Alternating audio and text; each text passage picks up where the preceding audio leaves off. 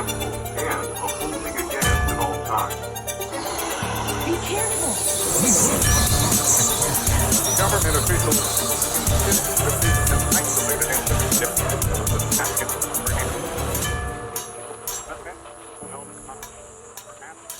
Ladies and gentlemen, boys and girls, welcome back to the Dancing Toaster. Let me tell you, we are in for something crazy today. Before we dive into our story, my name is Nelly. Here we wrestle with the intersection of faith and the paranormal, and this topic is a heavy one. Today we're going to be discussing the case of Anneliese Michel, the case that inspired the Exorcism of Emily Rose. Now understand, going into this, not only has a movie been made about this case, but multiple books have also been written about it. It is a doozy. That being said, I hate the 10 to 15 minute videos on YouTube that attempt to break this case down. I feel they don't do it justice because they can't. It's just too complicated. Her case covered many years and is full of nuance. It's full of twists and turns and complex evidence, competing worldviews. And it's just the right topic for us to talk about here on the Dancing Toaster in our current series concerning demonic possession. In 1976, the strange and tragic death of this 23-year-old woman shook a small Bavarian town, and it would go on to resonate throughout the globe to this day. What happened? How did she die? Could it have been avoided? Was it due to otherworldly forces, or did religious fervor contribute to her slow and painful demise? Anneliese Michel would have 67 exorcism rituals performed upon her in a 10-month period of time. The young woman would perish a fraction of her former self. Standing at a mere 5'6", she shriveled down to 68 pounds before her body gave out entirely. Her autopsy revealed that her death was due to malnutrition and dehydration. This stemming from the 10 months of semi-starvation due to the weekly exorcism attempts. While experts asserted that her death was preventable, her family contended that medical intervention had been tried and ineffective. Was Anneliese's tragic fate the result of unseen devils, or were natural causes and superstition what sealed her fate? Today we're off to Germany, and we dive deeply into one of the most controversial cases of supposed possession of the modern day. Born in September of 1952, Anneliese Michel was a happy, normal girl. She was the second of 5 children, all girls, born to Joseph and Anna Michel. Sadly, the eldest of 5 girls would die at only 8 due to kidney failure. This tragedy would, of course, make Joe and Anna very protective over the 4 that would follow: Anneliese, Rosa, Gertrude, and Barbara. Anneliese's upbringing wasn't opulent, but they didn't struggle. They were a typical German upper-middle-class family. Her father ran the family sawmill in Klingenberg and provided a nice life for his wife and daughters. They were an exceptionally religious family as well, especially her mother. Her parents were incredibly strict, not just because they were conservative with 5 daughters, but because they were a devoutly Catholic family. Daily Bible reading and Mass twice a week was the norm for the Michels, and they did everything they could to instill these values into their girls. The tragic loss of the eldest girl would contribute to their hovering parenting style. This was worsened by Anneliese's own medical issues early on in life. By 5 years of age, the poor girl had already contracted mumps, measles, and even scarlet fever. The Michels were fearful of losing another daughter, but also terrified by the crushing judgment that would follow from their community if this occurred. But despite all of this, she not only survived, but she thrived. She hit the ground running at school, mentally excelling and physically no different now than her peers by 1965 when she became a teenager. She quite enjoyed school and learning, so much so she longed one day to be a teacher herself. It's said she particularly loved the classes she took on Latin, and beyond the book she played multiple instruments and had a lovely singing voice. Brimming with so much potential, the world was truly her oyster, but dark clouds began to form over her when she turned 16. It is then when her life would be invaded by terrifying hallucinations and inexplicable seizures. One day, while just chilling in class with a friend, she suddenly blacked out completely.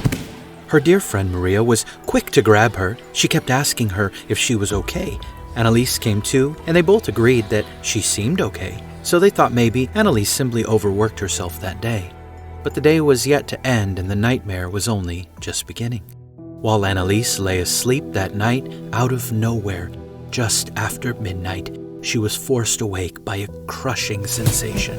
She said it felt like something was pressing upon her, not merely her chest. She said it affected her entire body. So crushed she couldn't move, the feeling caused multiple issues inside as well. Unable to breathe, she would also lose control of her bladder. Her tongue frozen to the roof of her mouth, she couldn't speak. She lay there horrified and paralyzed. It was so bad she was convinced she was going to die that night. But then, at a quarter after, she could hear the church clock tower ringing in the distance, and she could suddenly breathe and move once again. The following day, she told her mother what happened, but because it didn't happen again, though worried, they both forgot about it for the time being, thinking that hardworking Anneliese simply overextended herself. It would be almost a year before they found out. They were sadly mistaken. In August of '69, Anneliese had another blackout incident while at school. It was followed by a nightmarish evening once again, waking up, pinned down, unable to move, unable to speak, unable to breathe.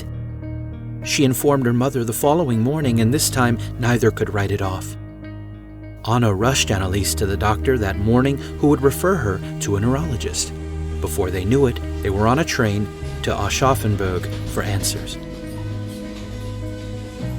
Anna's heart and mind raced the entire train ride to see Dr. Siegfried Luthi. Why did her daughter suddenly need to see a neurologist?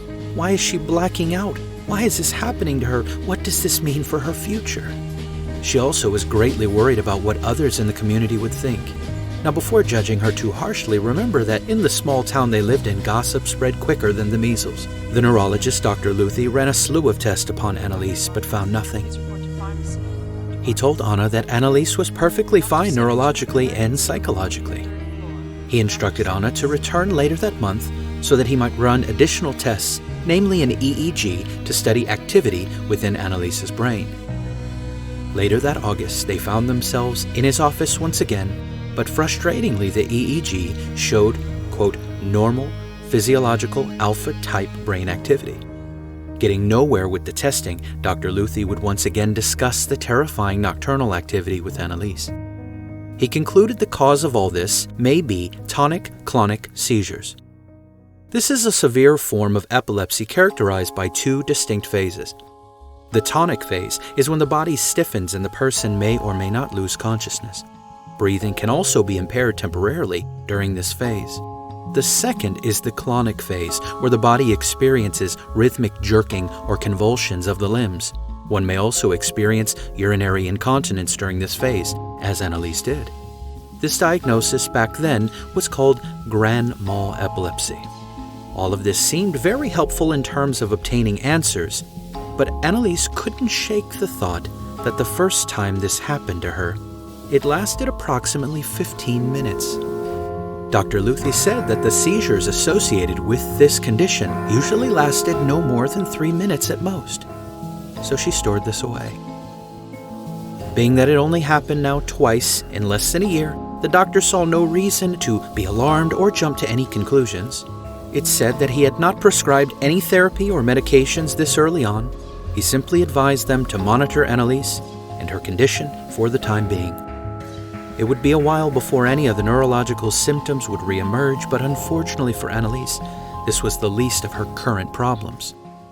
Independent of the seizures, what began as a mere sore throat devolved into severe pneumonia, followed by a bout with tuberculosis. Either of those would be incredibly threatening to a teenage girl. Back to back would be utterly terrifying for her and her family. Needless to say, Anneliese missed a ton of school, but this was only one of the many trials and changes during this season of her life. She would be bedridden and missing out on dozens of things for months with friends and family. Anneliese entered 1970 with no sign of improvements. With her health still in decline, she was first transferred to a hospital in a bigger city, but then relocated to a medical facility intended for long-term patient care. This one specialized in upper respiratory issues. All of this would, of course, wreak havoc on her mental health. Being away from home, away from family, away from friends and the things she loved at school, and it continued to take a toll on her body, leading to other complications. Just when she thought things couldn't get any worse, in June of that year, she suffered another evening episode of inexplicable shock and paralysis. Her now weakened body feeling crushed and pinned down, unable to move, her already weakened lungs unable to breathe. This had been the third time she went through this ordeal, the time in between episodes now shortening little by little. Things would get even more peculiar surrounding Anneliese. Days after her third episode, some girls in the hospital saw her zoned out while praying the rosary. Her eyes were solid black, and while she prayed, the girls said her hands appeared to move unnaturally, almost animalistically. They described them as claws. Disturbed by the sight, one of them rushed to her and asked what was wrong. Anneliese apparently snapped back to reality, and the strange occurrence simply ended. The observing girls were confused, but Anneliese was just happy to finally begin feeling better and to be out of the bed. She felt euphoric during the event, so she ignored their concerns and seemed convinced that the Virgin Mary was helping her. Later that June, she met with another neurologist named Dr. Von Haler in the city of Kempten. Yet another EEG was performed upon her. This one showed an irregular alpha pattern with some scattering of the theta and delta waves, but nothing pointed to her having any serious malady. And nothing during their examination shone any light on why she was experiencing these things. Both neurologists were convinced she was having seizures, so after this latest series of examinations, an anticonvulsant was prescribed to Anneliese.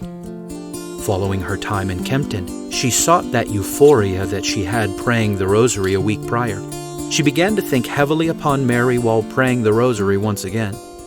She did not find bliss. Instead, as she stared out her hospital window toward the horizon, she suddenly saw this massive face that was wearing a chilling and intimidating sneer. She immediately stopped praying. The haunting face faded away, but it left her so disturbed she said she was now fearful to pray at all. This would only be the first time she would be haunted by disturbing faces. She'd be in that facility for 6 more weeks, and she'd now see these terrifying faces more frequently. She labeled them Fratzen. This is a German word often used to describe exaggerated or grotesque facial expressions, such as those made when mocking or scowling. The term can also refer to faces that are unusually or unnaturally distorted in a frightening or grotesque way. Peace began to leave her body as she pondered if there was something inside of her causing these negative experiences outside of her. Anneliese had one more visit with Dr. Von Haler before finally being allowed to go home. Her EEG came back normal. She mentioned dizziness but refused to speak to the doctor about the Fratzen. She didn't want to be judged by him, nor did she want to provide them with any reason not to allow her to return home. Anneliese desperately wanted things to return to the way they were, but she and her family sensed that this would not be the case. Her sisters were the first to notice that the person who returned wasn't the one that left. Their joyful and outgoing older sister was replaced by one that was irritable and detached. After being home a month, the day had finally arrived for Anneliese to return to high school. She wanted to be excited, but so much had happened. She was anxious not only because of the time that passed, but also because it passed without her. Everything was so different. All her friends were seniors now, and she couldn't be with them. This pushed her further inward, making her even more isolated. She turned more and more to her faith, but almost with a strange fervor. No longer having the closeness of her old friends, this new Anneliese found it difficult to forge new relationships, pushing her further into the dark. School was once something she loved and thrived at, but her grades dropped, and she withdrew emotionally more and more each day. In October of 1970, she would have a follow-up appointment with a pulmonary specialist named Dr. Reichelt. It was during this visit that Anneliese would suffer another supposed seizure. Dr. Reichelt informed Anna that her daughter's lungs were recovering well, but she did notice some circulatory issues. Anneliese was referred to yet another specialist, a Dr. Packhauser. and Packhauser strongly believed that her seizures were of the utmost importance. He warned that they deserved the most attention, but he did not go about this in the best way. In his treatment of Anneliese, he was the only one to suggest that they were related to apoplexy. It's an older medical term historically used to describe a sudden loss of bodily function, such as paralysis or a loss of consciousness, often associated with a stroke. There was nothing to suggest that this teenage girl ever had a stroke. In addition to this, some reports indicate that Dr. Packhauser embellished the number of seizures Anneliese suffered, and with this, he would prescribe yet another anticonvulsant medication. Other than the seizures, medically, Anneliese seemed to be improving, but mentally, she continued spiraling downward. Depression and anxiety would steadily climb, isolating her further from the rest of the world, and she stopped caring about anything. Her mother was able to encourage her to still complete high school, though her performance never returned to what it was prior to her hospital stays. But she would press on regardless for her mother's sake. Another major seizure event was recorded in the summer of '72. It took her days to recover from this one, each one getting worse and worse, the distance between them less and less. This, of course, would lead to further fear and anxiety in her heart. She began constantly wondering, when is this going to end? Is it going to happen again? Will the next one be worse than this one? What's it going to do to me? The family's concern would escalate as well, but there wasn't anything more that they could be doing. Her mother, Anna, worried perhaps most of all, constantly checking in with her daughter, but feeling her slip further and further away even from her. Before the end of that summer, Anna would schedule another visit to the neurologist, Dr. Luthi. Upon hearing that she was still experiencing seizures, Dr. Luthi would prescribe another medication. Being how far back this is, and that it was in another country, it's hard to pin down how many anticonvulsant medications she was made to take, but we know it was at least 3 different ones, possibly more. Things got worse from here, medically and mentally. By October of that year, she was exhibiting a higher frequency of fainting spells and muscular tension. More oddly, though, she would report foul odors that no one could smell but her. There are competing reports on these points. Some believe they were brought on by the multiple medications, while others suggest that she was already experiencing these things, but was fearful to tell her mother or anyone else, not wanting to worry anyone further, but also not wanting to share them with Dr. Luthi out of fear of what he might think of her. Fast forward now, late March of '73, Anneliese would experience more than mysterious odors. She would hear phantom knocking in her room at night. Being so unsettled by the late-night rapping, she finally told her mother. Anna initially believed it to simply be nightmares, but Anneliese continued complaining to her. Still not thinking much of it, she decided to take her to the doctor. It was off to the family doctor this time, not the neurologist, thinking it could possibly be something amiss with her ears. The doctor found nothing wrong. Had Anna waited a few more days, she would have realized it had nothing to do with anyone's hearing, because other members of the family began to hear the knocking as well. At first, it would be a soft, mysterious tapping. This escalated to loud bangs that sounded like the falling over of furniture. These sounds were no longer simply emanating from Anneliese's room, but could be heard coming from the walls and beneath the floors. Another phenomenon that returned with ferocity were the Fratzen. The terrifying faces were being seen by Anneliese with increased frequency, though it's believed that they never left. She simply stopped talking about them for the time being, hoping they would simply go away. Sadly, this would not be the case. Not only were they appearing more often, but they began appearing more grotesquely, now with horns. Fully convinced that they were demons out to get her, she expressed the fear of hell to Anna, fearing that she was damned. Anna was especially troubled by these reports from Anneliese. She was the most religious in the family, and these things bothered her greatly. Her father Joseph was also a man of faith, but he would just continually reassure his wife that they were figments of Anneliese's imagination, brought about by the seizures. Nothing to worry about.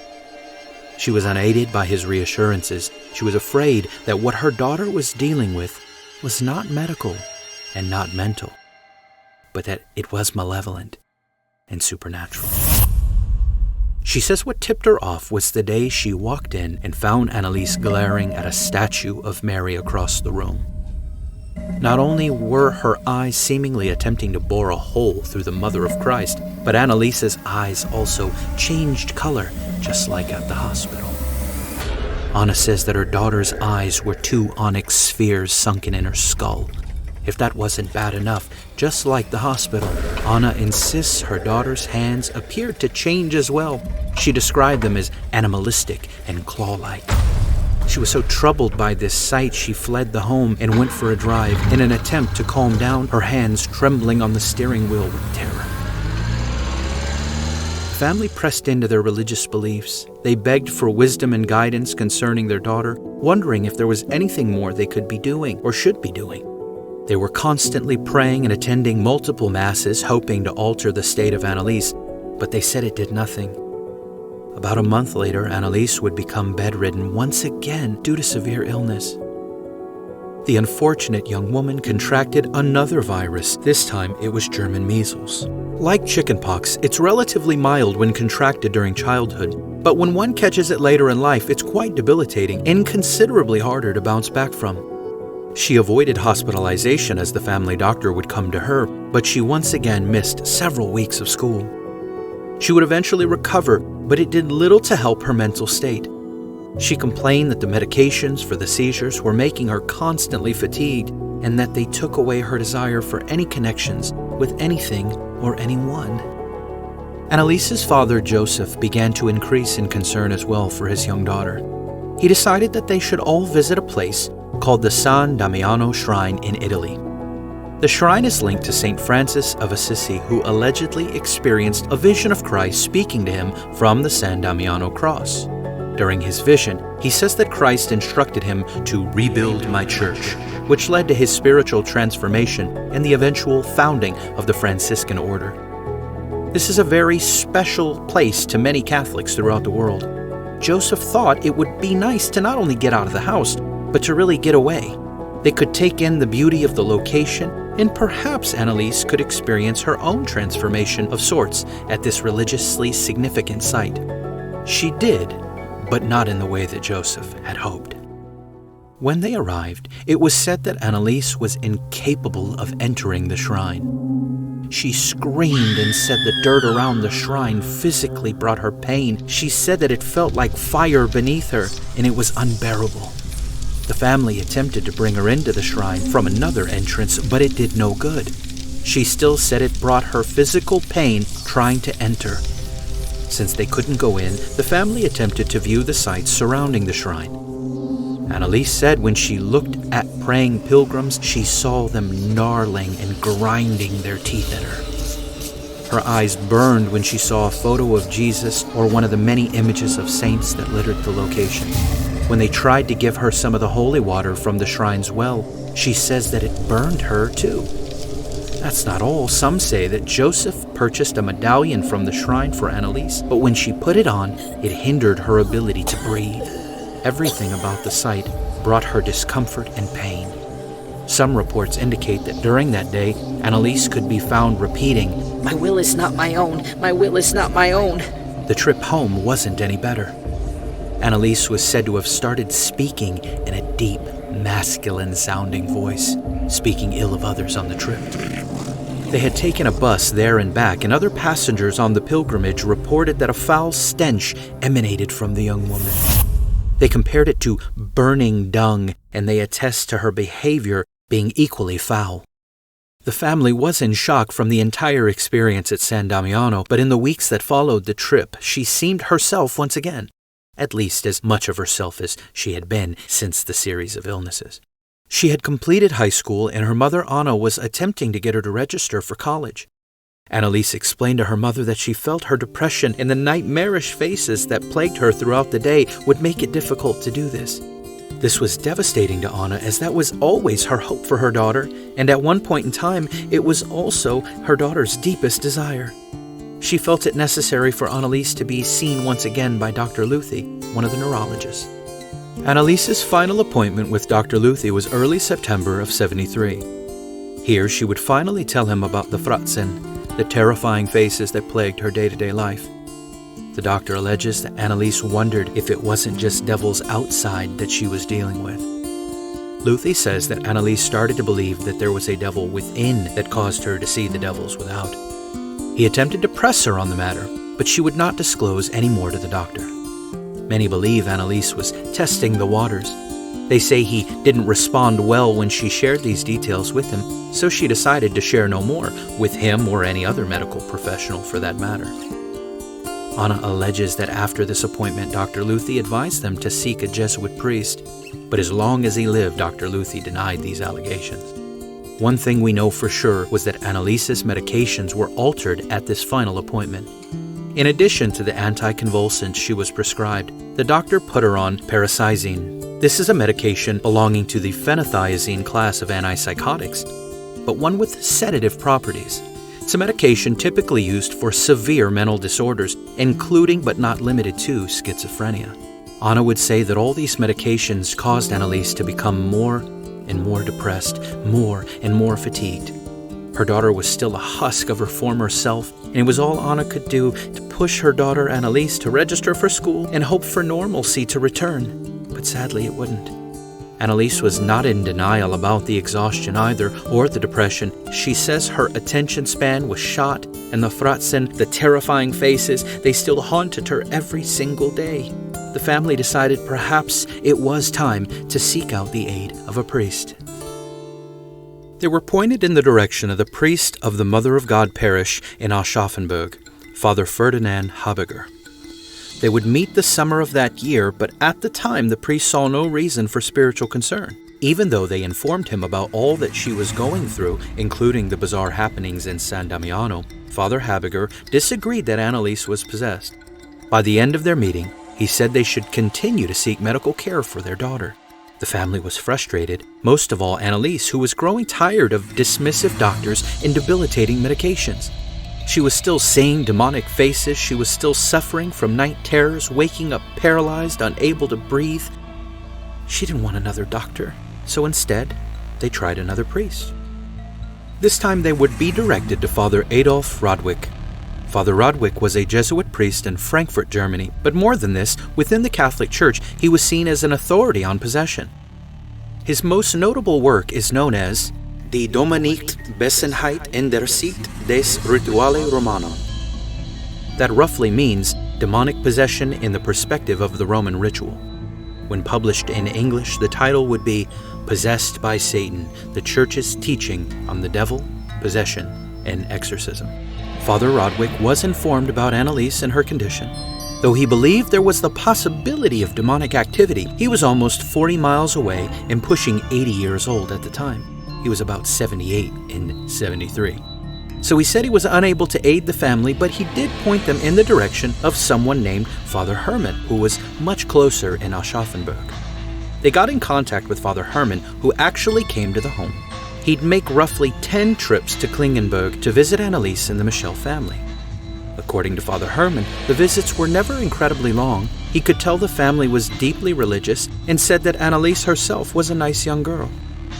She had confided in Father Herman that she no longer felt she was herself. She mentioned to him the fratzen, those awful faces that plagued her. He felt the family should take her to a neurologist, but they explained to him that they'd been down that road before and no one could help. Anna and Joseph told him about the awful occurrences at San Damiano, as well as the other moments where Anneliese expressed an aversion to sacred objects. Father Herman struggled because he says he could not confirm these things at the time. He hadn't seen them himself, and he would later say when praying with her that she behaved normally. Word began to get around, it would seem, as 2 other priests became very interested with what was allegedly occurring in the Michel home with their daughter Anneliese.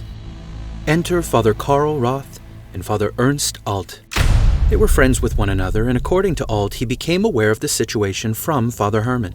Roth was apparently informed by a member of a prayer group from his parish. He says they told him about a young girl who was a part of a trip to San Damiano that people thought was possessed. They began to discuss Anneliese's case with one another. They claimed their encounters with Anneliese were nothing like that of Father Herman. Father Alt would write of his experiences to his superior, some that began even before even meeting Anneliese. The following is a lengthy excerpt from a letter that was from Father Alt to Bishop Stangl, dated September 30th, 1974. Most Reverend Bishop, after much consideration and considerable hesitation, I should now like to acquaint you with a case of spiritual counseling about which I spoke to you very briefly when you were here for a visit. This is the case of Anneliese Michel of Klingenberg. I will attempt to relate the case to you in order as it happened. My friend, Father Roth, came to me one evening and asked me to help him and some of his priest colleagues in solving a case of spiritual counseling. This concerned a girl, Anneliese Michel, whom he had not yet met. According to the opinion of some persons, she was alleged to be possessed or at least molested by the devil. I was supposed to tell by tuning in on whatever she was radiating whether she was sick or not. Suddenly, I was able to describe the whole family, father, mother, sisters, and grandmother, something I could not possibly know since I had never seen them. Later, all of this could be verified. As to Anneliese, I felt an enormous radiation that originated from her neck, or rather from her thyroid and her head. I did not detect any illness. This, of course, did not permit any conclusions as to whether she was possessed or not. 2 days later, a fellow priest, Father Herman, who was going to take charge of the case, visited me. He handed me 2 letters, one written by Anna Michel, the other by Anneliese. I was unable to read them because all of a sudden I became so nauseated that I thought that at any moment I was going to faint. I experienced a strange excitation such as I had never been subject to before, considerably frightening and startling my fellow priest, who was a witness to all this naturally. Even this experience, of course, did not prove we were dealing with a case of possession. That evening, I celebrated Mass. I was mentally prepared for the transubstantiation and also included that unknown girl in the sacrifice. All of a sudden, something hit me in the back. The air turned cold, and at the same time, there was an intense stench as though something was burning. I had to lean against the altar with great effort, and only a dint of considerable concentration was I able to speak the rest of the text. I felt deeply distressed, as if a negative force was surrounding me, which, however, aside from vexing me, could inflict no real harm. After the service, I went to a fellow priest and repeated everything to him, calmly and in detail. The subsequent night was the most restless I have ever spent. I had taken a very effective sleeping pill, one that previously had always helped, but I could find no rest. My apartment was filled with a variety of stenches as though something was burning of dung in an open sewer or fecal matter, and these kept alternating. It didn't matter whether I reached out to the rosary or whether I spoke some other prayer, the stench persisted. It was literally infernal. In addition, there was an occasional loud thumping in my wardrobe. I lay in bed feeling sorely pressed. I tried to pray in my own words. I spoke an exorcism thinking of my priestly power. For a few minutes, I felt easier, but I was simultaneously ice cold and yet bathed in perspiration. In my extremity, I called to Father Pio for help, since I knew he had experienced similar tribulations. Nothing happened. I repeated my prayer to him, and suddenly my room was filled with such an intense fragrance of violets that I thought I had dumped aftershave lotion on my pajamas. But it smelled only of my own sweat, strangely. At the same time I stopped perspiring and my body felt warm, I breathed with relief, and then only to discover, to my amazement, that my field of vision had been very much narrowed, and that my color perception was now reduced. I was able to see colors once more in their normal intensity. The pressure on my head had disappeared. Before having to get up, I fell into an hour's restful sleep.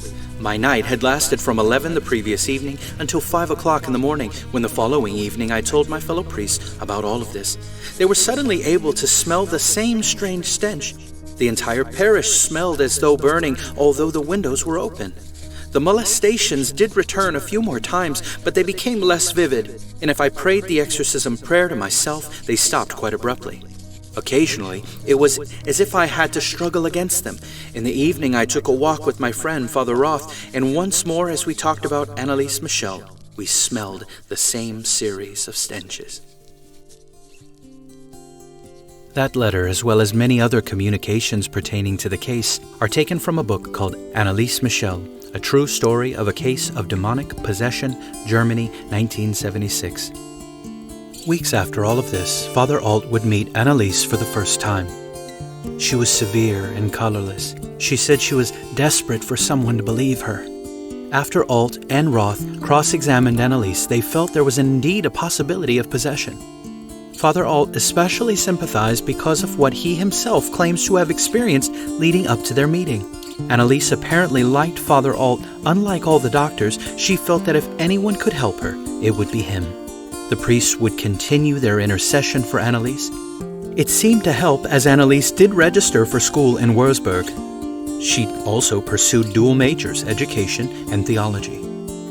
Now, homesickness is bad enough for any young woman off at college, but things were far worse for Anneliese. Still taking all the medications as she was directed, and by weekly meeting with Father Herman, the depression and the awful faces would not go away. She did make some friends at college. They constantly encouraged her to go out more. Sometimes they even succeeded. It was on one such night that she would meet Peter. He was a fellow university student, and apparently they immediately hit it off. They took many of the same courses and shared many common interests. Those around Anneliese said that Peter was just what she needed. Her roommates said that the relationship breathed new life into her for a time. To see her on dates and even smiling again was priceless. A few weeks into the relationship, though, Anneliese told Peter they should break up. He questioned her why. He thought things were going so well. She explained to him the depths of her depression, but he was undeterred. She insisted she would only bring pain to his life, but he insisted that perhaps he could help her through her depression. She had her doubts, but she could not push him away entirely. Anneliese had begun to see yet another physician throughout the ordeal by the name of Dr. Lenner. He was able to get her to open up a little more than Luthi in the past, and though she did not confide in him yet about any of the dark faces, she did share with him her dark thoughts that she was struggling with concerning her own existence. Lenner inquired extensively about Anneliese's relationship with her parents. He concluded that she was experiencing neurosis, stemming from a controlling father and a mother she resented for prohibiting her from having boyfriends.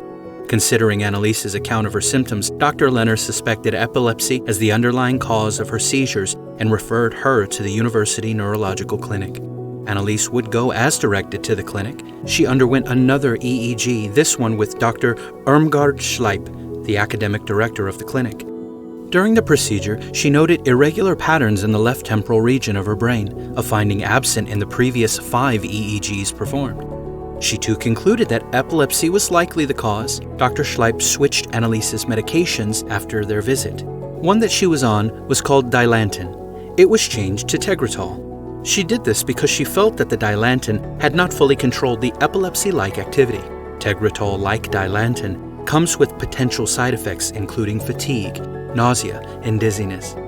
It's typically prescribed with caution in patients with cardiac issues and requires regular blood monitoring.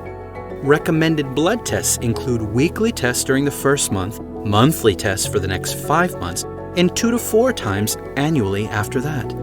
However, there is no evidence that any blood tests were conducted after Anneliese's medications were switched. During her visit, Anneliese shared about the feelings of homesickness and overwhelming apathy, especially toward Peter, whom she wanted to feel something towards, but couldn't. She also described the nauseating stenches that she experienced, but Dr. Schleip attributed these to psychomotor seizures. Overall, Dr. Lenner assessed her issues as psychological. Dr. Schleip diagnosed them as physiological. Anneliese was frustrated. She was stuck between opposing conclusions. Either way, she refrained from mentioning the demonic fratzen she had been seeing to either doctor. Peter continued to be a part of Anneliese's life through all of this. He was quite understanding of her depression and constantly shifting moods. He had even begun going to church with her. Toward the end of that year, Anneliese would finally open up to him about what really caused her depression. She told him about the awful, mysterious smells, the horrendous fratzen, and her frequent loss of control of her own faculties. Before the end of the year, Anneliese had another appointment with Dr. Lenner. She reported that she was experiencing some relief after being switched to Tegretol. She would also communicate this in her follow-up with Dr. Schleip. It doesn't appear that she said this to appease anyone. It seemed to be truly good news for the first time in a long time. She was even back to playing sports and music. A new year began, and again Anneliese followed up with both her doctors, Dr. Schleip and Dr. Lenner. She reported to both that she was suffering from headaches, but she was able to deal with people better, and she seemed more relaxed and just more positive overall. Everything seemed to be turning around until March. In March of '74, Anneliese would call Father Alt asking if she could meet with him. She told him things were going downhill once again. The evil faces were still showing up, but now more frequently, and she was finding it difficult to pray as well. Prayer wasn't all that was challenging. She informed Father Alt that during confession, something was holding her back, something was keeping her from admitting things to the priest. She explained it to him as being oppressed by an external force. Father Alt agreed to see Anneliese as soon as possible.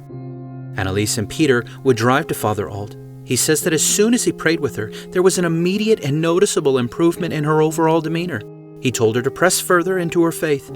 He made sure to tell her to keep up with her doctor's appointments, but he urged her to increase in her devotion. He told her to pursue a more rigid spiritual life in order to combat the forces that seemed to be working against her.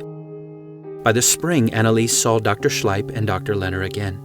During these appointments, she indicated she was still battling depression and the frequent headaches were becoming more severe. Rather than only lasting a few hours, now there were only a few hours when she wasn't having them. These things were making rest hard to find as well, leading to more depression, more fatigue.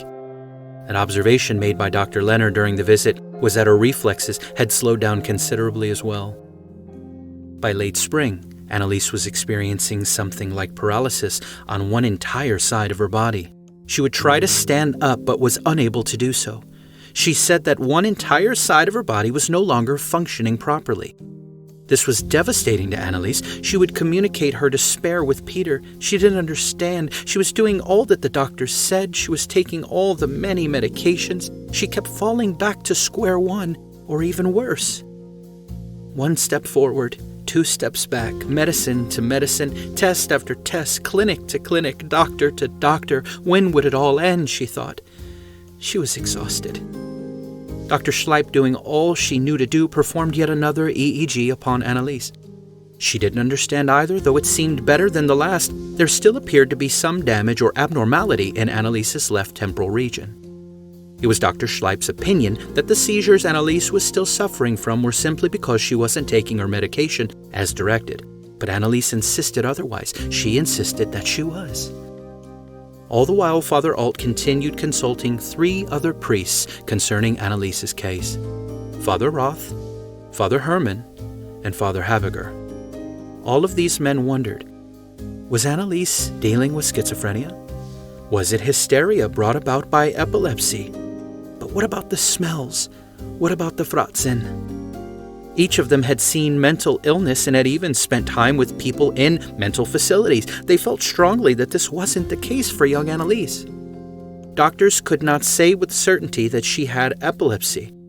Her 6 EEGs were inconclusive, but as far as demonic possession goes, none of the priests believed they could say with certainty that she was possessed. So here she was once again, caught between competing ideas and competing worldviews. That September, Joseph, Anneliese's father, brought her to see Father Alt. She once again was in a bad way.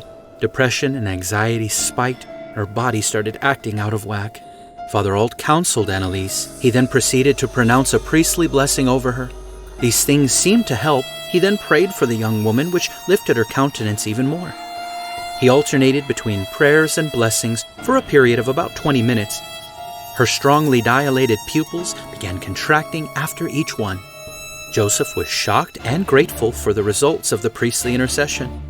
By the end of that interaction, Father Alt concluded that Anneliese was under significant demonic attack, but he felt it was aggravated by her diminished physical health. It was then that Father Alt decided he would ask the bishop for permission to perform a formal exorcism. Father Alt believed that this would bring freedom to Anneliese. Last week we discussed the 2 forms of exorcism, the minor and major forms. The major being the formal rite from the Rituale Romanum. This can only be performed by a bishop or a priest with formal permission. The priest also requested that the ritual be performed in secret in order to prevent religious sensationalism, as the Exorcist movie had been released at the end of the previous year, December of 1973, so privacy was of the utmost importance to Father Alt. At the time, the bishop wasn't convinced of the need for the major ritual. He denied Father Alt's first request to perform the ritual of exorcism over Anneliese. For now, he was to continue to make observations and to make himself available to Anneliese and her family. Taking the advice of the priest, Anneliese did press into her faith. She became more involved with church and other religious activities. She continued her appointments with Dr. Schleip, but by the fall, she stopped seeing Dr. Leonard entirely. Fearful that her friends wouldn't understand, she began to push them away. This was made easier by the fact that she now had her own room in the dormitory to isolate herself in. Many of them blamed her relationship with Peter at first. They thought perhaps he was controlling her, perhaps he convinced her to push them away. But this hypothesis was shattered when they realized she was pushing him away as well. She was getting even more involved with her church and with a particular prayer group at the church. She soon began to only associate closely with a handful of young women from that prayer group. They met frequently, but only for prayer and only for religious discourse. As the months wore on, Dr. Schleip noticed a continual decrease in seizure episodes. The EEGs were looking good, but she did not alter Anneliese's medications. Things finally seemed to level out. Anneliese expressed a feeling of freedom she hadn't had in quite some time. School was going well, her relationships were going well. She had even begun to let Peter back into her life. But yet, another shift would occur in the spring of '75. It began with the death of her grandmother. Then one of her sisters took a job in a neighboring city, while the other would go on to missions in Spain. She took these familial changes rather hard. Things were so different when she visited home on the weekends, but this was only the start. Her workload increased, which of course led to an increase in her anxiety. Exams were quickly approaching, and it didn't help that she even added music to her majors. Things were indeed piling up. She even began entertaining the thought of quitting school entirely, as it was just getting too overwhelming. Eventually, the bottom fell out. Anneliese plummeted into another severe round of depression. This was so great that she stopped eating. She was having difficulty even getting out of bed. None of her friends or family had ever seen it get this dark. She expressed herself slowly, losing control of her thoughts. One of the greatest factors plucking away at her mind was what she told Peter. She expressed to him the fear that she was damned. She was convinced that she was going to hell. And apparently there were even voices in her mind convincing her that this was in fact the case. Some of the young women from the prayer group were visiting Anneliese when out of nowhere she lashed out at them, demanding that they stop praying for her. She said that their prayers were causing her pain. Shortly after this, Anneliese redeveloped the aversion to sacred objects. People were shocked when she removed a picture of Christ from the college walls and even chucked her rosary during a group prayer session. She had even smashed a bottle of holy water. Those around her became increasingly concerned by her startling behavior. This was made worse when she stopped attending church altogether. Just like the time at the shrine of San Damiano, she said she couldn't go further than the entrance. They noticed physical abnormalities in her as well. They didn't understand it, but they said Anneliese lost the ability to bend her knees. They described it as her walking upon stilts. By the summer of '75, things continued to deteriorate. One day, Peter and a church friend named Anna were visiting Anneliese. Anna said that mid-conversation, Anneliese stopped. Her face contorted grotesquely, and an awful smile creeped across her mouth, striking terror into the both of them. Anna also said that her body became as stiff as a board for over half an hour. Peter said the experience was so chilling, he became convinced that she had to be possessed. Father Alt was fully aware of Anneliese's worsening condition. The blessings and prayers that once brought her peace now only angered and agitated Anneliese. She did still feel as though he could help her, though. One day in the middle of that summer, she frantically called Father Alt. Anneliese pleaded with him to come see her. She explained to him that her behavior was growing more aggressive and she just couldn't control herself.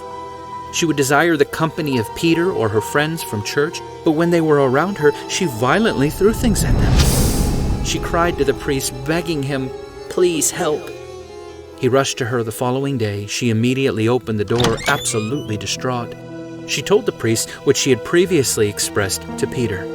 She told him that she was damned, that she knew she was going to hell forever. He attempted to pray with her. He said she tried to. She even grabbed a rosary and sat down with him. But Father Alt said that after the third Hail Mary, Anneliese began screaming bloody murder. Agonizing tears began to pour down her face, and she just screamed. Her friends in the dorm heard the shrieks, and they came running. The priest bid them come and asked them to also get Peter. The screaming stopped. Once she seemed calm, he asked if she had been taking her medications. She insisted that she was still taking them, and he tried to pronounce a blessing over her, but to no avail. There were no tears, there were no screams, but the priest reported that a terrifying cold began emanating from Anneliese. Father Alt was chilled by this, both physically and figuratively. He began prayers of exorcism in the privacy of his own mind, but as he did, Anneliese leaped up as though ready to fight, and she once again began screaming. She ripped apart her rosary, and with a voice not her own, she looked at her boyfriend and said, "Peter, get out!" After the outburst, Anneliese laid in bed. Her body once again appeared rigid, and she would no longer respond to any of her guests. Father Alt knew that more needed to be done. For the time being, he reached out to her family and said that they should bring her home as soon as possible. He didn't think it was a good idea for Anneliese to be alone in her dorm. It took some time, but eventually her parents were able to make the trip to Wurzburg and bring her home. Of late, as an adult and university student, Anneliese had attended all of her appointments on her own. But before returning home, Anna and Joseph wanted to pay a visit to Dr. Schleip with her. They wanted answers. They weren't sure if they were getting all of the most current and accurate information about their daughter's condition. The doctor informed them that there were indicators of an epileptic focus in her left temporal lobe. She could tell the parents wanted to ask her additional questions, not of a medical nature. They probed her about her own religious beliefs. She could tell they wanted to ask her desperately about the possibility of possession, but that was not a question the doctor was going to have with them. Coming home didn't seem to change anything, but at least they could keep an eye on her. They got her to eat, but the stiff legs persisted, and so too did the inability to pray. Her parents didn't know what more to do. Father Alt was further from their home, so Joseph would reach out to his friend, Father Roth. Roth was familiar with the situation because of Alt, and he admittedly didn't want to get involved. He was clearly intimidated by it all, not to mention fearful of aggravating the situation further. He wrestled within himself while on the phone with Joseph, but when he heard the hellish screams coming from Anneliese in the background, he knew that he couldn't expect the family to deal with this on their own. Reports say that when Father Roth showed up, as soon as he entered the living room, he was overwhelmed by a horrible stench. He described it as burning dung, and it assaulted his senses. Joseph informed him that it had something to do with Anneliese. She had just left the room for the kitchen. Father Roth accompanied Joseph into the kitchen, and when Anneliese saw him, she ran toward him as though she wished to assault him. She abruptly stopped about 3 feet away. She said nothing. A few seconds later, she took off in the other direction. Everyone stood, puzzled, silent. Suddenly, Anneliese took off again, barreling toward the priest. But once again, she stopped, this time just in front of the priest. Joseph explained to Father Roth that after they spoke on the phone, Anneliese had said to him, "Roth, that dog, he's also going to come." But Joseph hadn't mentioned anything about Roth's upcoming visit to Anneliese.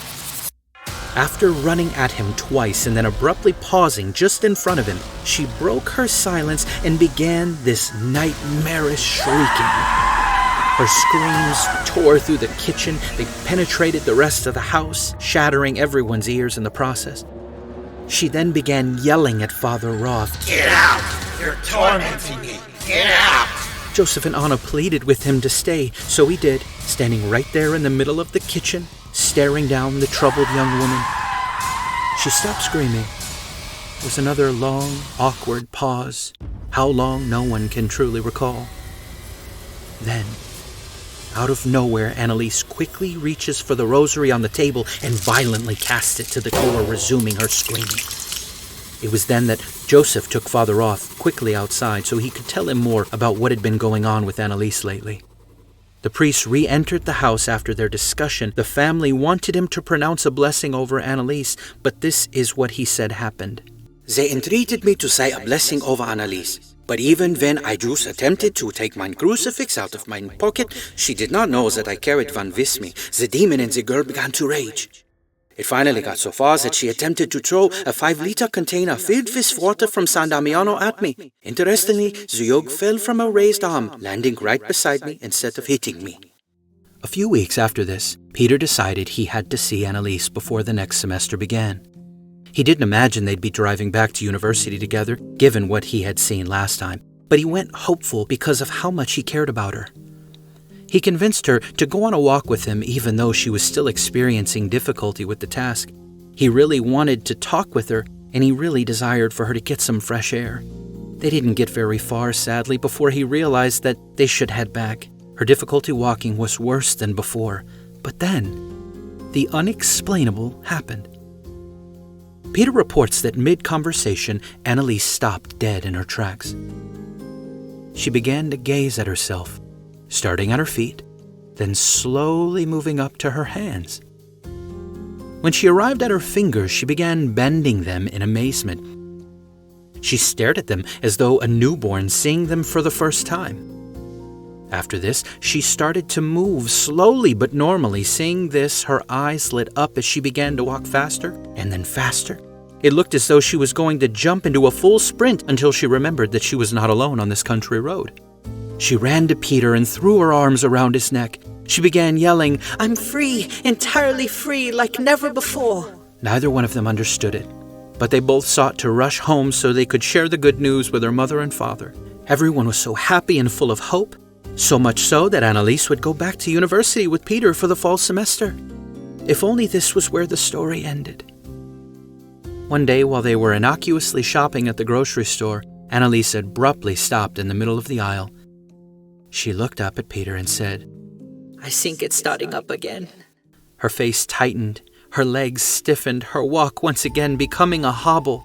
The 10-minute journey back to the dorm took an entire hour. She would find no rest upon returning home. Upon entry into her room, she would stop once again dead in her tracks, much like she did on the country road, except this time, she would not stare in amazement, but rather total malice. Where was this hatred directed to, you ask? What had so firmly grasped her gaze and stopped all motion except the grinding of her teeth that was so loud Peter thought they would shatter in her mouth? It was the sight of the crucifix hanging on her wall. Peter was getting spooked. This was all made worse when she began growling animalistically. Peter, in desperation, began to pray in his mind. She could have no way of knowing what he was doing in his inner thoughts, but somehow she did. As soon as he began to pray in his head, the growling ceased momentarily, only to demand through gritted teeth that he stop it immediately. Peter reports that this terrifyingly odd behavior persisted for an entire hour. He says she didn't budge. Her feet didn't move. Her eyes hadn't moved. He describes her torso as attempting to pull away from the cross on the wall, but her arms stretched out in the direction of the cross as though she wished to rip it from the wall. Peter was unsure if she wanted to grab the item because she thought it could help, or if it was to smash it as she did the rosary beads before. Either way, once the bizarre episode ended, Peter wasted no time getting her back to her family in Klingenberg. Sadly, it did not help, though. The horrendous downward spiral began once again. Father Roth and Father Alt were informed of the situation, and Roth would say to him, "There is no longer any doubt in my mind that the girl is under the influence of demonic forces." Father Alt emphatically agreed. They had felt before that dark forces were truly influencing Anneliese, but now they believed her to be fully possessed, that a demon or demons had taken up residence within the poor young woman. The recent episode with the cross in her dorm sealed it for the priests, and they felt they could finally gain the approval required for the formal rite of exorcism. With the new information, the Bishop Stengel, finally gave them permission for exorcism, but only the lesser ritual. The men took what they could get and proceeded. It would be Sunday, August 3rd of 1975, that Father Roth and Father Alt paid a visit to the Michels that they might perform the first exorcism. During their first attempt using the lesser ritual, Father Roth says that she began to whimper and moan. She cried out and begged the men, "Stop, it's burning." Roth also said she kept trying to knock the book out of the hands of Father Alt that contained the prayers of exorcism. They felt the spirit was toying with them. At one point during the minor ritual, Anneliese cried out, "I'm free," just as she had done on the country road with Peter. But it appeared the spirit was only mocking the priest and the young woman, as moments later she began to whimper and cry out once again. The men attest to the first attempt, saying, When we left the Michel home about 2 hours later, we were both convinced more than ever that we were dealing with a case of possession. They all thought things were bad, but they had no idea how much worse they could get. After the first exorcism attempt, the family said the floodgates were opened. Rather than offer any relief, they said it stirred up whatever was within Anneliese. Sleep began to elude the family because of her spiraling, erratic behavior. The girl who could barely walk at random times throughout the day could be found running full speed through the house. They witnessed as she would plow up and down the stairs over and over and over, faster and faster. She would also scream loudly until she simply spaced out and her body just locked up. When she wasn't screaming or running this unnatural marathon, she could be found doing these awful, warped kneeling exercises. Now imagine squats, but not simply bending at the knees and rising, no. Anneliese would be standing, then she would slam her knees to the ground. Then she would quickly jump up, only to slam her knees to the ground again, over and over and over. Some days, it's recorded that she did this up to 400 times. This, of course, utterly destroyed her knees, but she kept doing them. This otherworldly endurance was accompanied by unnatural strength for a woman whose body was wasting away. Peter was watching her one day, and he says that he saw her quickly grab an apple out of nowhere and crush it with one hand, as though it just blew up between her pale, bony fingers. She began to fling family members around with ease. They were now not only worried for her safety, but their own as well. What made it more chilling was the fact that she was barely eating. They witnessed pounds fall off her body, yet this skeleton was manhandling them. One day, while she was inexplicably slamming her knees into the floor, she fell over. Her legs, most likely her knees, could no longer take it. She couldn't get to her feet. The family witnessed as she crawled using her forearms, only to stop and seek refuge beneath the kitchen table. Once there, she proceeded to bark like a dog for 2 days straight. Strangely, her body would also radiate this strange heat. She complained that she was burning up, and she would desperately attempt to do odd things in an attempt to cool down. She would violently remove her clothing and could be found racing and kneeling in the nude. They would find her rolling around in the cellar where she'd come up covered in black coal dust. When her bed was too hot, they'd find her sleeping in the attic. She tried soaking herself in icy water, and most sadly of all, she could be found plunging her head into the toilet. Just when they thought things couldn't get stranger or darker, Anneliese would surprise them once again. She started eating spiders and flies that she found throughout the house. They sometimes found her eating coal in the cellar, and once they found she had even bitten the head off of a dead bird. Sadder still is that it wasn't limited to eating. They would often find her urinating in the kitchen, and then she proceeded to lap it up like a dog. The violence towards others would escalate, and was not limited to the family. The priest also witnessed and endured her lashing out. She could be found punching and kicking those who approached her. She even bit some who came too close. She would destroy religious pictures, tearing them from the walls. She shattered rosaries and smashed or dumped out any holy water she could get her hands on. The supernatural occurrences stretched beyond Anneliese. As if her behavior wasn't frightening enough, the Michels said they would see swarms of flies appear in the home, only to disappear moments later. The situation got so bad, Joseph, Anna, Peter, and Anneliese's sisters had started taking shifts. Each of them would watch Anneliese 2 hours at a time, though despite their best efforts, they could do very little in preventing the self-destructive behavior. The family grew desperate. They didn't know how long they could go on like this. One of the priests, Father Habaker, told them that they should take Anneliese to a psychiatrist or a clinic. But they told him they'd been down that road before. It didn't help then, and things were far worse now, so what could they hope to do? Father Alt, who typically was the most helpful to the family, was temporarily unavailable. This is when a Father Arnold Renz would enter the picture. Renz had heard stories, but decided he needed to see things for himself. So in September, that's precisely what he did. As soon as he arrived, he saw Anneliese in the kitchen on the floor. She was unresponsive. He said she looked hypnotized, and he remarked that this was typical of possession cases. Father Wren sat with her parents in the living room, and they explained all that had transpired with their daughter. He asked that she be brought into the living room with them. Joseph led her in, but had to subdue her hands as she did attempt to hit him and Anna. She sat beside the priest, still in a trance-like state, and he says that suddenly he felt something. A second personage came through the young woman. He asked the entity, "What is your name?"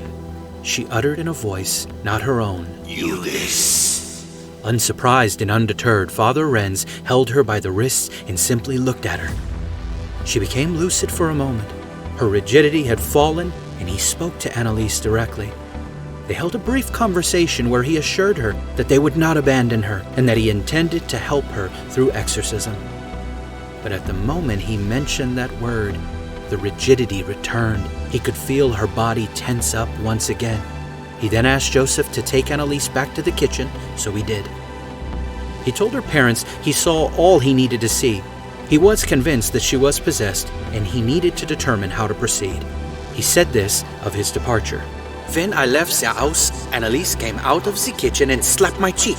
After that, she went into the living room to play the piano as if nothing had happened. The name the demon gave him left him rather unsettled. Every time he asked who it was, it gave the name Judas. Catholic exorcists say this is common. They say this is a common nefarious spirit. When taking possession of the victim, he seeks to steal the consecrated wafer during communion. They say that the spirit prevents the victim from swallowing the wafer. They also claim the spirit has a sudden tendency to kiss, not in a romantic sense, but in a sinister sense, one that portrays hostility. He claims to have witnessed both phenomenon with Anneliese. This fact would fit here. The conclusion then is that Anneliese is possessed, her principal demon being Judas. This formulation allows this conjecture that there might also still be subsidiary demons. Father Wren began compiling all the evidence and forming the arguments to be made that Anneliese was indeed possessed and in desperate need of exorcism. While he did this, the family would seemingly get some respite. Anneliese's outbreaks calmed for the time being. She even began eating and conversing normally. While talking with Peter, she explained to him that she indeed wanted to eat this whole time, but says she wasn't allowed to. She says it was torturous. She was constantly hungry, but could not eat. She described how the smell of food and the sound of silverware were torture because she wanted food, but could not take it in. She went as far as to say she was incapable of even opening her mouth most of the time, and if she did wrestle it open, she said it was impossible to swallow. But now, at least for the moment, she was talking, she was eating, and the family became cautiously optimistic. But by now, this was not the first time things seemingly relented. On multiple occasions, they thought they and Anneliese would be free, only to have their hopes dashed days or even weeks later. So they held their breath. Anneliese shared this sentiment. She was grateful, but not entirely hopeful. She felt it was only a matter of time before it all came rushing back. That's how it always happened, right when she least expected it. The family attests that Anneliese desperately desired for the bishop to grant the permission for the formal rite of exorcism to be performed on her. They thought that this was now their only hope for true freedom. Later that month, the 4 priests involved had a meeting to discuss Anneliese and her case. Fathers Alt and Roth were present, as well as Habiger and Father Wren. Father Wren was the newest to the ordeal, and he shared with them his findings and official opinion on the matter. He stated to the men that based on all his experience, Anneliese had to be a classic case of possession. Every priest agreed that they should collectively approach the bishop once again for full permission to perform the major exorcism. Father Roth believed that Wren was the one to perform it, so they urgently sent the bishop another request. Alt would compose the letter once again to Bishop Stengel. This would be more direct, pleading that they permitted them to proceed. And finally, in mid-September of 1975, the Bishop of Wurzburg gave his formal written approval to Father Alt that Father Wren could perform the major ritual. It was all set to begin in 1 week, and so it did. In the early evening hours of September 24th, 1975, the 4 priests would arrive at the Michel home in Klingenberg. Peter and the entire Michel family waited inside, minus one of the sisters. In addition to the priests and family, a woman by the name of Thea Hine was also present with her husband. This was the woman who initially organized the San Damiano trip, and she had been instrumental in connecting the Michel family to the multiple priests involved. They set up chairs for all. They set up an altar on a small table, and upon the altar laid a statue of Christ, as well as a crucifix, a picture of Mary, Padre Pio, and Michael the Archangel. Renz says that things began slow at first. He felt he knew one of the spirits possessing Anneliese, but they were all convinced that there had to be more than one, so they sought to learn their identities. Some Roman Catholic exorcists claim that this is necessary to exorcise the demon, whereas others say it merely can aid in the process to gain authority over the spirit. Again, Renz said it started slow, but as soon as the holy water got introduced, the demon or demons began to react more violently. The rage appeared, the screams began to erupt.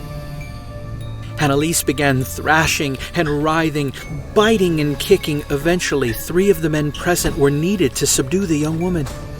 She alternated between screaming and howling like a beast. She repeatedly yelled, "Stop with that!" Getting louder with every sprinkle of holy water, she continued the screaming until the final prayer. The first session lasted 5.5 hours. Anneliese said they should have kept going, but it had taken a lot out of her and everyone else involved. It was only just the beginning. 4 days later, the second ritual would be held. A major difference this time was the introduction of recording devices. Over the course of a few months, Father Renz accumulated 40 tapes worth of sessions.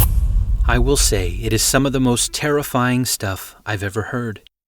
Given that this is an audio format, I will now share with you a brief clip of audio from Anneliese. First will be approximately 15 seconds of a normal interview with her. You will hear the voice of a sweet-sounding German girl who used to sing and play the piano. Following that, you will hear approximately 60 seconds from a single exorcism session with Father Renz.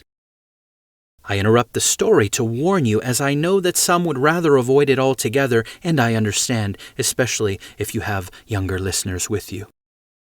I will offer a countdown before each clip so that those who would like to skip ahead can do so. Some would say that I shouldn't play them at all. For the sake of research and investigation, I feel I must. Some of what she says when you read the English transcripts that are available is quite silly and benign. Her voice at times is admittedly cartoonish, but there were hundreds of hours taken, and the later tapes are challenging to say the least.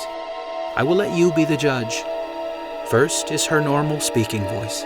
3, 2, 1. Ja, ich will auch für die anderen leiden, damit die nicht mehr kommen und so. Aber dass das dann so schlimm ist und so grausam und so furchtbar, nee. Das tut mir leid, das ist so leicht gesagt, aber wenn es dann wirklich schlimm. Now I will provide you with 60 seconds of exorcism audio. I warn you, it is very troubling. 3, 2, 1.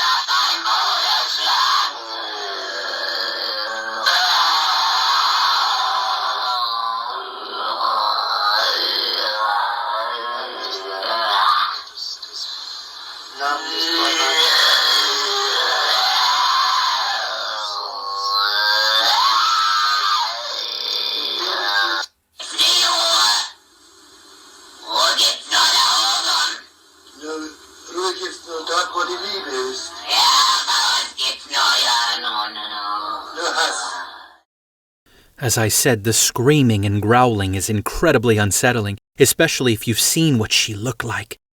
In my current format, I'm limited in my ability to show you just how awful her physical condition became in the end, but I urge you, especially if you're skeptical, Google her image. Look her up before and after. You'll be shocked as the beautiful young lady named Anneliese Michel would be devoured by someone or something. For me, the images are even more chilling than the audio you just heard. What became of her body and face far more disturbing than the otherworldly voices that crawled out of her throat. German is already not the prettiest of languages. I'm German, I can say that. This perhaps makes the audio even worse. She would also speak to the priests in Latin. In most cases, this is seen as evidence of possession, speaking languages the victim doesn't know. But remember, full disclosure, this was not the case for Anneliese, as she not only grew up a devout Catholic, she had taken many Latin lessons in school. So again, full disclosure, you be the judge. Back to our account. She hurled threats and insults and vulgarity at all in attendance, but predominantly the priests. She would say things like, "Go on, battle all day, I'm not leaving. She belongs to me, get out of here, you carcass, she belongs to me." In addition to demanding the demon's name, priests are also instructed to ascertain why the victim was possessed. I've always found this to be intriguing because the Bible does say that evil spirits are liars like Satan, so how can one trust them to give the real reason for possessing someone? But in any case, the awful voice said that Anneliese was cursed in her mother's womb. The spirit said it was an old woman, a former neighbor who was consumed with envy toward Anna, so she allegedly cursed her. Another revelation was the presence of multiple entities. All the priests had suspected as much, but according to the recording, there were multiple identities given over time. At one point, the entities could apparently be heard arguing with one another, fighting over who should stay and who should go, until all agreed that they all would stay. The first name to be revealed was, of course, Judas. This would be followed up by Lucifer, and yet another claiming that they were Nero. Renz apparently performed some tests even during the ceremony to confirm all of their speculations. One session, he had 5 unmarked bottles with him. Some contained holy water, while others were filled with normal tap water. He says that Anneliese, or the demons within her, screamed and hissed at him, but only when holy water touched them, even though the bottles were unlabeled. German and Latin is what you heard Anneliese utter the most, which we've already pointed out, but Father Renz also spoke to Anneliese using a few other languages to test. He asked a few questions in Chinese, and also Dutch and French. The demon understood and even answered the questions appropriately in their preferred language, German or Latin. 3 more demons announced themselves, making a total of 6 demonic entities if they're to be believed. There was Judas, Nero, and Lucifer. But there was also Cain, Hitler, and a disgraced German priest named Fleischmann. Now Renz knew who this was, but Anneliese would not have known. Fleischmann had once been a priest long ago in the town of Elben. He was a monster, not a man of God.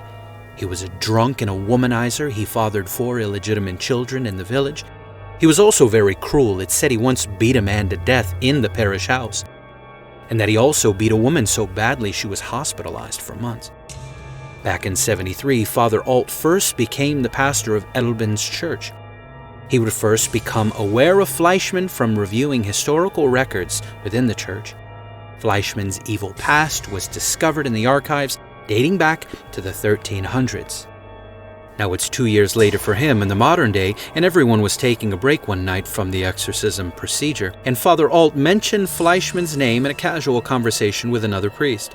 He says that right when Anneliese heard this name, she let out another blood-curdling scream, one that rocked Renz for days. He would bring this up later on and inquire of Anneliese why she screamed at the mention of Fleischmann's name in this way. At that moment, a creepy smile once again crawled across her face, and then her face warped and she began screaming again. He commanded the demon to stop and asked again. Eventually, during that session, Fleischmann identified himself as one of the spirits possessing Anneliese. Father Renz said the spirit provided details about the past, details that matched the records he was aware of, again things that he would have been familiar with, but Anneliese would not have been. The prayers and interrogation continued for days on end. By early October, the priests felt they were making headway finally. They believed the demonic entities within Anneliese were waning in strength, but this notion was sadly short-lived. By mid-October, things were just as bad, if not worse, than before. By the 13th, Anneliese claims that Mary appeared to her and instructed her to start keeping a diary to document her experiences as well as any messages she received. Her first entry read from the Mother of God, "You will often receive inspirations of this kind from me. From now on, things will not always be easy for you. Tell this to Father Arnold. Remember, he is to be your spiritual counselor." The alleged messages from Mary to Anneliese raised questions among all those involved. They wondered if these messages could truly be divine, or were they simply another trick being played upon them by the demonic entities. Father Renz had been skeptical at first, but Anneliese insisted that her messages were genuine. By the 16th, she wrote another apparent message from the Mother of God. "You are going to complete the work of Barbara Weygand." Barbara Weygand was a German Catholic mystic and visionary known for her deep devotion to the Eucharist and her reported mystical experiences. Throughout her life, she claimed to receive visions of Mary as well as the Archangel Michael. She documented these mystical experiences in her many writings that have been preserved and are considered by some within the Catholic community to be significant. Renz had studied and been familiar with her writings himself. In the weeks that followed, Anneliese would write in her diary entire sections from Weygand's writings. One notable excerpt was when Barbara claimed to hear directly from Jesus. "Why are you worried that perhaps you underwent your suffering for nothing? Let us suppose that no one will believe anything you say. You should know that your merit stays the same as if you had converted the entire world." Anneliese took this to heart. It caused her to believe that her suffering was a divine test. In another entry dated the 29th of October, Anneliese wrote the following. "If I'm not mistaken, Barbara Weygand said to me yesterday afternoon that I would have to suffer a great deal." She claimed to hear from Mary, from Barbara the mystic, but she also claimed to hear from Jesus himself in her ordeal. One such entry simply said, "Savior, stigmata." A year prior, during a Good Friday Mass, Anneliese says she felt an intense pain in her hands, in her feet, and her side. These are the areas, of course, associated with the wounds of Christ. She believed them to be stigmata, a strange phenomenon amongst Catholics where an individual claims to bear the wounds of Christ. Anneliese felt as though she received confirmation of this, and apparently one of the spirits was also commanded by Mary to confirm it as well during the next ritual. A particularly sad entry in the diary is an undated one. Its context makes clear that it was still from October. The entry revealed that Anneliese felt her possession would end very soon. The entry read, "Mother of God tells me once more that I would become entirely free in October." Apparently, the demons themselves echoed this message in future rituals. They allegedly claimed that they would be forced to leave by the end of the month by Mary herself. As they got closer to the end of the month, everyone was hopeful. During the ritual performed on the 29th, the spirits allegedly said they would be forced to depart on October 31st, 1975 at precisely 10 p.m. by command of Mary. The evening of the 31st rolled around. The ritual started off as usual, prayer and the invoking of Christ and Mary and the saints. By 10 p.m., Father Renz commanded that the demons depart from the young woman. He claims that they began to leave. Fleischmann was the first to go, allegedly screaming, "Hail Mary, full of grace." Next, allegedly came Hitler, followed by Cain, then Nero, and finally Judas. After 40 minutes past 10, Renz claims that only Lucifer remained. He commanded Lucifer to depart, but says that he resisted. He says this went on for another hour. Threats and vulgarity continued to pour out of the convulsing girl's mouth until all of a sudden, the sixth spirit left. Everyone present claims to have felt the atmosphere shift. They broke out in hymns of celebration, believing Anneliese to have finally been delivered from this nightmare. But as soon as the last song ended, a deep, bellowing growl erupted from the throat of Anneliese, followed by an evil voice that declared, "I have not gone yet." Fear and despair swallowed the room when it was revealed that a seventh spirit apparently occupied the girl. They would fight for another few hours all the way into November 1st, but at 1:30 in the morning, Renz was forced to call it a night. Everyone was exhausted, everyone was overwhelmed, disappointed. After feeling as though the end had finally come, it hadn't. 2 days later, Anneliese appeared to be well enough to attempt a return to school. but knowing that she was still not fully out of the woods, it devastated her, and her time in Wurzburg would be short. By the 9th of the month, they were at it again, yet another attempt at exorcism. During this ritual, the lingering spirit apparently revealed its identity. It too claimed to be Judas. More troubling still was it claimed to have brought back 5 more evil spirits. The inconsistency was confusing. Was it the same one having returned? Was it a new one with the same name? In any case, November was all downhill after that. Every part of her felt as though it was falling apart. Despite all she was going through, Anneliese outright refused medical intervention. She had given up hope that doctors could do anything for her at this time, though it's said that she was still taking her medications as directed, though this is often up for debate. The last exorcism of 1975 would take place the evening of December 30th. The demons continued taunting everyone. They claimed it was impossible for them to leave. They told the priest that Jesus himself would not permit them to go. The priests were unsure what to do with this revelation. They felt that if it was true, it could mean that Anneliese's situation could serve a divine purpose. This, of course, was something Anneliese wrote about in her diary entries. With the new month also came a new year. It was now January of 1976. Peter and Anneliese were together. 1 minute she was normal, all was fine. The next, her face drastically shifted and contorted. She growled and she struck him in the face. He says he sprinkled her with holy water, and the attack then ceased immediately. The exorcism rituals continued, first all through January, then all through February, but Father Renz says that things only got worse with each attempt. They no longer had the 5 and 6 hour sessions of screaming and hitting. Instead, the spirits allegedly refused to say anything at all. All the spirits insisted that they were still present and still tormenting Anneliese on a daily basis, but they were silent. The spirits apparently controlled all her actions, including when she was allowed to eat and even sleep. She says they even dictated what she would wear at times. It was very cold, being January in Germany, and she says that the spirits would only allow her to occasionally wear warm clothing. March of 76 rolled around.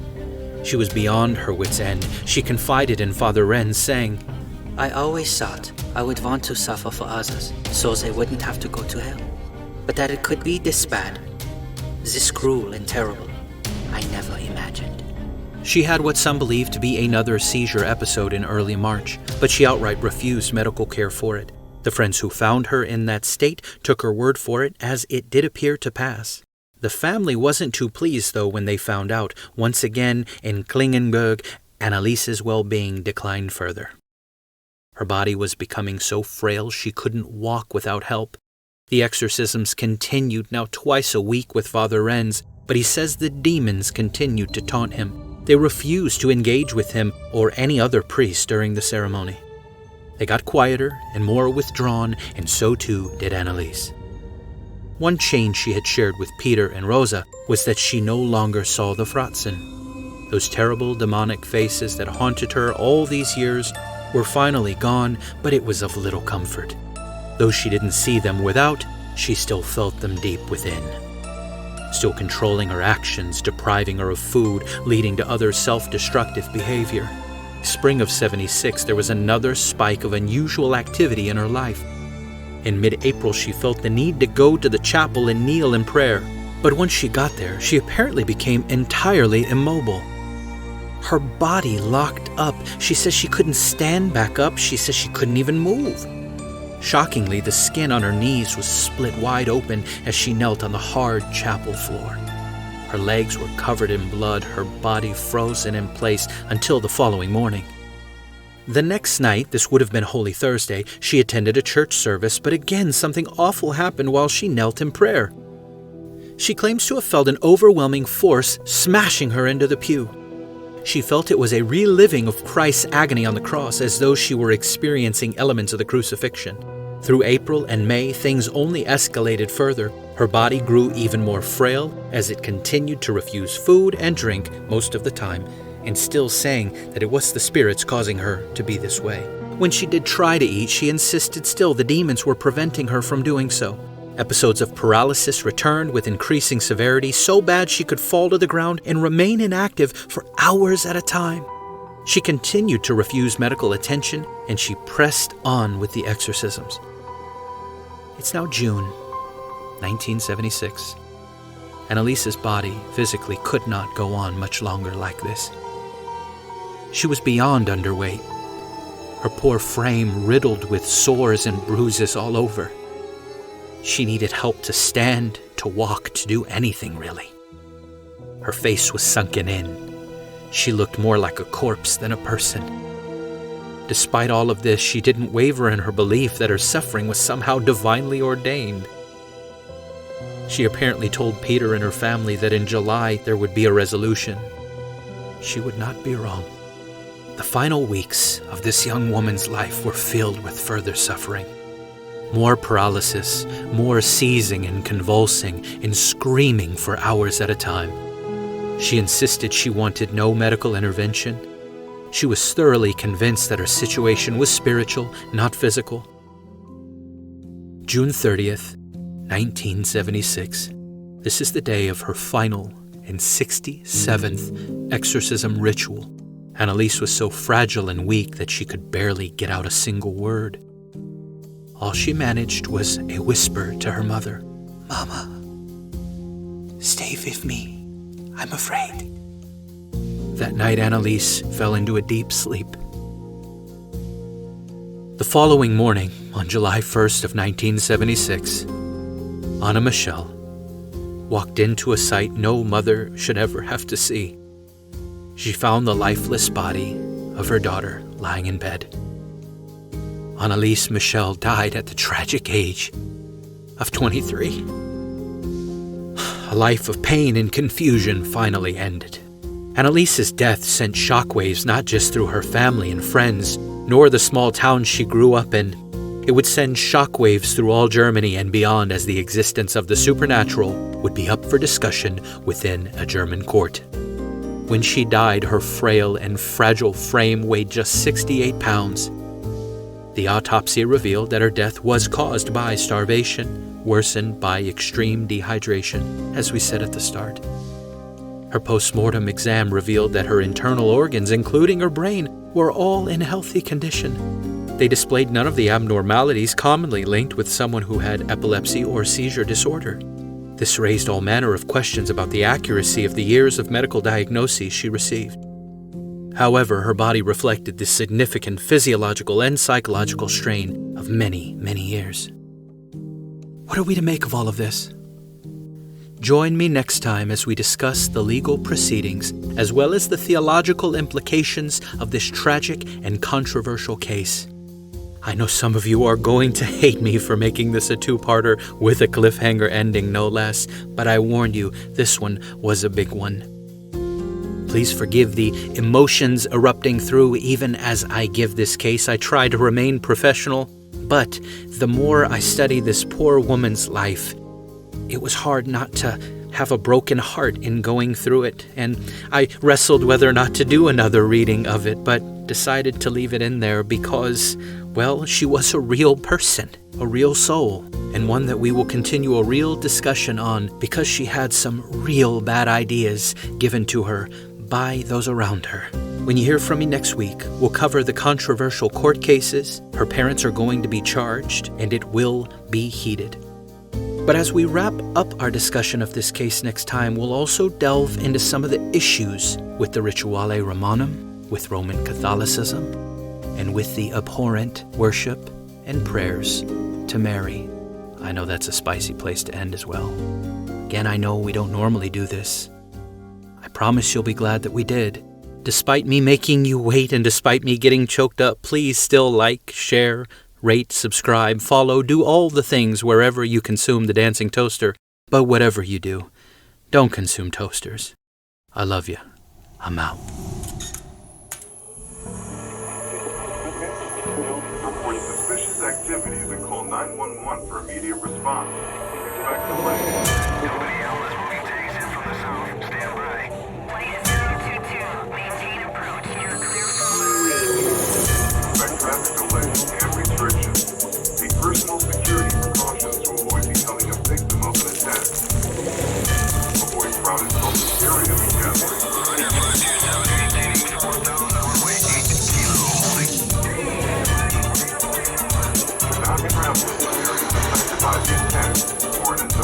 area elevated by Earth's activity.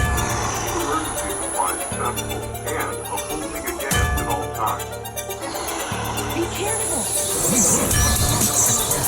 Government officials